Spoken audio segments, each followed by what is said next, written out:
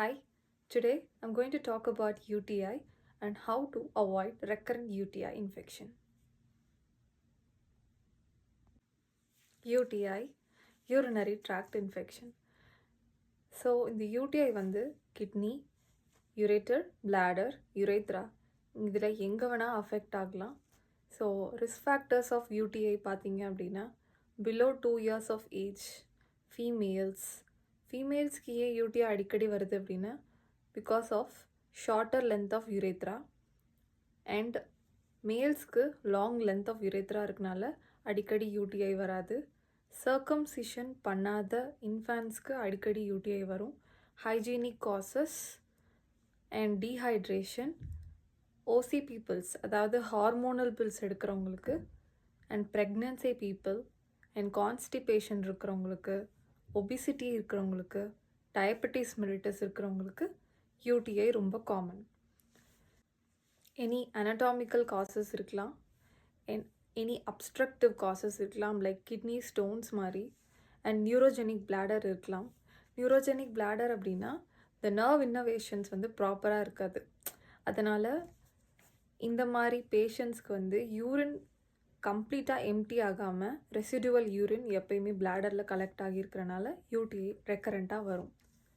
So what is the cause of recurrent UTI அப்படின்னு பார்த்தீங்கன்னா E coli, கிளப்சிலா, Pseudomonas அப்படிங்கிற பாக்டீரியாஸ்னால தான் அடிக்கடி யூடிஐ ரெக்கரன்சி ஆகிக்கிட்டே இருக்குது. இப்போ யூடிஐயோட சிம்டம்ஸ் என்னன்னு பார்க்கலாம். யூடிஐ இருக்கிற பேஷண்ட்ஸ்க்கு அடிக்கடி யூரின் வர்ற மாதிரியே இருக்கும். யூரின் போகிறதுக்கு முன்னாடியும் சரி, போகிறப்பவும் சரி, போனதுக்கு அப்புறமும் சரி, ஒரு பேர்னிங் சென்சேஷன் எப்பயுமே இருக்கும். ரொம்ப ஸ்மெல்லியாக இருக்கும் யூரின். அதுக்கப்புறம் பேஷண்ட்டுக்கு சம்டைம்ஸ் ப்ளீடிங் வரலாம், ஃபீவர் இருக்கலாம், வாமிட்டிங் வரலாம்,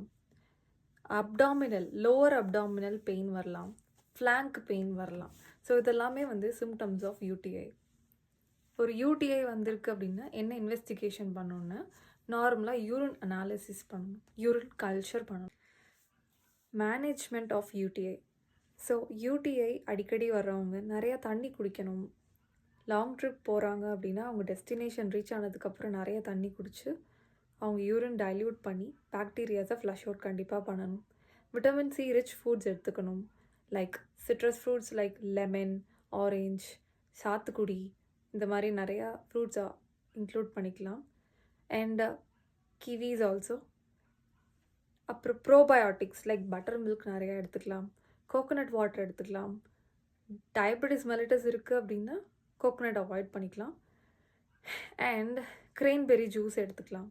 Cranberry juice is an excellent management to avoid UTI because it creates environment in which bacteria are unable to stick to your urethra. நம்ம யூடிஐயை எவ்வளோ சீக்கிரம் முடியுமோ அவ்வளோ சீக்கிரம் ட்ரீட்மெண்ட் பண்ணணும்.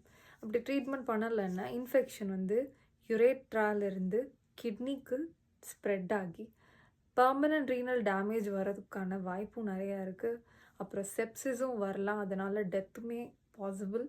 அண்ட் ப்ரெக்னென்சி டைம்லேயும் ரெக்கரண்ட் யூடிஐ வராமல் பார்த்துக்கணும். Because to avoid any premature baby and urethral ஸ்ட்ரிக்சர்ஸும் அதோட காம்ப்ளிகேஷன் தான். ஹோமியோபதியில் 200 மெடிசின்ஸ் இருக்குது யூடிஐ ட்ரீட்மெண்ட் பண்ணுறதுக்கு. பட் நான் இங்கே மெடிசின்ஸ் பேரை சொல்கிறனால யாரும் அதை மட்டும் எடுத்து சரியாகலைன்னு சொல்லக்கூடாது. பிகாஸ் ஹோமியோபதியில் நாங்கள் இண்டிவிஜுவலைசேஷன் பார்த்து தான் மெடிசன் கொடுப்போம். அதனால் மட்டும்தான் க்யூரை அச்சீவ் பண்ண முடியும், ரெக்கரன்சியை அவாய்ட் பண்ண முடியும். இந்த ஹோமியோபதியில் உங்களோட ஓன் இம்யூனிட்டியை இன்க்ரீஸ் பண்ணி யூடிஐயை மறுபடியும் ரெக்கரண்ட்டாக வரவிடாமல் பார்த்துக்கோங்க. Because homeopathy is not readymade, it's tailor made.